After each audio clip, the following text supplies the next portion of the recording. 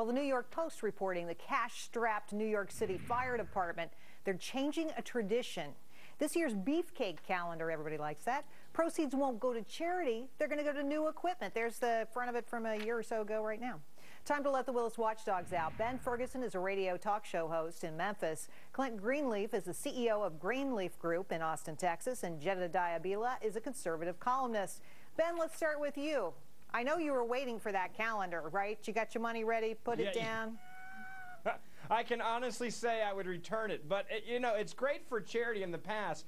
This is an interesting one for me because we've seen this week in New York where the unions now we're hearing actually may have slowed down on purpose. And there's a union when it comes to fire departments. So you got to wonder if some of this is a political ploy to say, hey, we have so little resources and so little money that now we have to sell a calendar and keep the cash ourselves. I'm smelling a little bit of smoke maybe by a fire.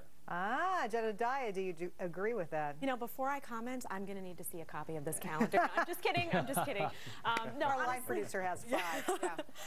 Honestly, though, if they need to use this money in order to keep them running efficiently, then I say go for it. And if they can alleviate taxpayers a little bit by using some of the proceeds from that calendar to help them and get this equipment, then go for it. Double duty for those firefighters. Clint, what do you say? Yeah, I would agree. I think that if they need the money, you gotta make sure that you have the ability to fight fires first, then charity second. So, I mean, it's a shame, but I think that's the way to go. You know, they got in trouble with it not too long ago because they were pretty racy photos. Oh, well, we'll see if it continues. Right. 3 professors at Yale and Cornell universities have created a website encouraging wealthy Americans to give their tax savings to charities while sending a political message in the process. They're upset the federal government recently extended tax cuts for people making more than $250,000. The professors started what they're calling giveitbackforjobs.org. Clint, what do you say? Well, you know, I think it's an interesting idea. I love that people give money to charity. I think it's great they do. What I'm going to do instead is I'm going to invest my money in my business. I'm going to grow my business. I'm going to hire more people. I'm going to make more money and eventually pay a lot more in taxes in the long run for it. So there's different ways to take approach. I'm going to take a little more active approach. Oh, I like that. Jedediah? The problem is that they're promoting wealth redistribution and they're demonizing Republicans in the process on the website if you look at it. And, you know, it's fine. If people want to donate their money to charity, I'm all for that. But it needs to be voluntary. And I don't want a class warfare mentality coming along with it. That doesn't help anyone. You need to give up your money and give it to people that we say are okay, right? Yeah, exactly. Ben, what do you think?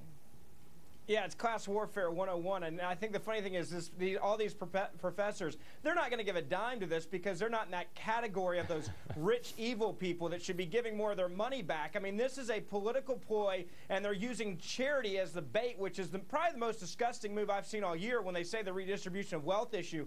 But you know what's funny? The majority of the top wage earners in this country are those that give more than 70% to all the charities around the U.S. I mean, look at Bill and Melinda Gates getting with all these people around the world saying, hey, give some of your wealth away. That's how it should be. It shouldn't be mandated by a bunch of professors. Well, it sort of takes the fun out of it if somebody tells you to do it, right? Yeah. I just don't like being told what to do, I guess, is my problem with the story. All right, a North Carolina jewelry store owner promised refunds for everything bought at his store after Thanksgiving if more than 3 inches of snow fell in Asheville on Christmas Day. That's Asheville, North Carolina. You're seeing a store right there. The city got more than 6 inches, and the store owner now owes customers $400,000. He says he's going to do the same promotion for Valentine's Day. Jedediah, what do you think? I think this is a tribute to his ingenuity, actually. I mean, he went to an insurance company. All he wound up having to pay for was a little bit of money to them. He got a whole bunch of new customers to come in that were probably really excited about this new incentive. And he's going to have a lot of lifelong customers now when he delivers on that promise. Ben, you know, my mother lives near Asheville, and they were shocked at all the snow they got. I can imagine these folks were shocked they had to pay so much out. Is this just like, you know, promotion run amok? Yeah, look, this is brilliant P.T. Barnum Bailey promotions here. Not only did everybody have a great Christmas morning when they got snow, but they also got free jewelry, and all the guys now get to go buy whatever they really wanted for themselves. So I think it's brilliant. If I was one of those guys that got engaged, how great is that? You get to go buy at least half of a car now. Clint, is it great? Oh, it's brilliant. I actually talked to Alan today. He's a really nice guy. He's affable. He paid a fraction of that $400,000 in insurance costs. The rest of it, the insurance company is paying for. He's got a huge media hit. He gets tons of new business. And you watch. I bet his Valentine's Day sales are going to be skyrocketing just because of the same promotion he's going to run next year. That insurer may not make the same mistake twice. All right. Finally, the song OMG by Usher is being called a ripoff from an unlikely source. Take a listen. Honey got some boobies like wow, oh wow.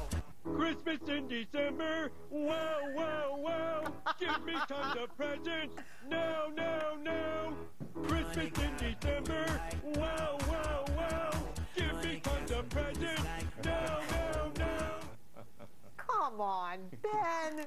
You really think Usher is imitating? Oh, come on. Yeah. Homer Simpson needs to sue right now or demand a personal appearance by Usher on his show. You know what? If you're from one of the characters on The Simpsons, you're one of the creators. This is great press for you. Do I think Usher sat around one night and was so bored he said, "I'm out of things to do and I don't know how to write songs, so I'm going to listen to Homer Simpson to get it"? I highly doubt it. But hey, I think it's great for both of them. They're both going to win off this publicity.